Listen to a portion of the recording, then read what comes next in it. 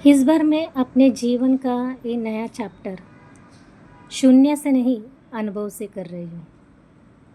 मैं हूँ Lakshmi Maruti Malkanti, insurance adviser, IRDAI registered हूँ। पिछले 3 से 4 वीडियो में मैंने अपने बारे में जानकारी दी और मैं क्या करना चाहती हूँ वो मैंने बताया, और किसके लिए करना चाहती हूँ वो भी बताया मैंने।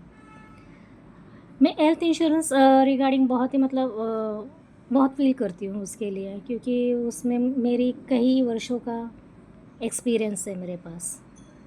पिछले 10 सालों से मैं इस क्षेत्र में हूँ और इस क्षेत्र में काम कर रही हूँ, और कई क्लेम मैंने सेटल करवाया है। क्या होता है ना, आजकल हेल्थ इंश्योरेंस को इग्नोर किया जाता है, नेगलेक्ट किया जाता है। उसे कुछ खर्च मानते हैं, कोई बोझ मानता है, ऐसा कोई सोचते है कि मुझे क्या ही होने वाला है जो मैं हेल्थ इंश्योरेंस लूँ।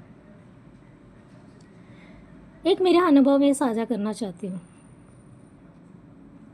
करीबी का ही है। जैसे कि लोग कहते हैं ना कि एक बार मैंने पॉलिसी ले ली, मुझे कुछ हुआ ही नहीं, तो मैं दूसरी बार रिन्यूअल क्यों करूँ। मगर मैं लोग से पूछना चाहती हूँ कि आपने जो निर्णय आप ले रहे हो कि मुझे तो कुछ हुआ ही नहीं, 1 साल में मुझे रिन्यूअल क्यों करना चाहिए। मैं बताती हूँ आपको। एक ऐसा ही परिवार है, मेरे करीबी का ही है और मेरे पहचान के ही है।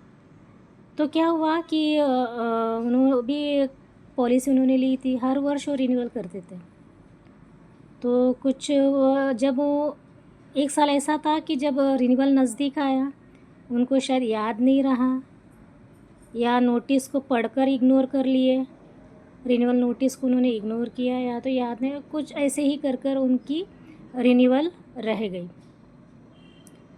तो रिन्यूअल का एक ग्रेस पीरियड होता है 30 डेज़ का, वो 30 डेज़ भी उनकी चली गई।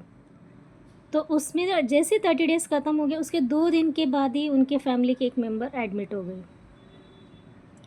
जब एडमिट होकर जब पता चला कि डॉक्टर ने उनको डायग्नोस किया कि बहुत ही क्रिटिकल इलनेस उनको हुआ था। मैं बताना नहीं चाहूँगी कि कौन सा इलनेस हुआ था, बहुत ही क्रिटिकल इलनेस हुआ था। तब उनको हेल्थ इंश्योरेंस याद आ गई, मगर जब देखने गए तो एक्चुअली एक्सपायर्ड हो गई थी। मतलब उनके ज़मीन के पैरों के नीचे की ज़मीन ही खिसक गई थी उनकी।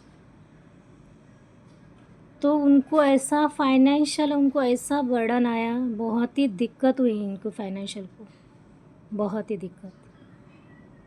मैं भगवान से यही प्रार्थना करती हूँ कि ऐसी दिक्कत किसी को ना आए।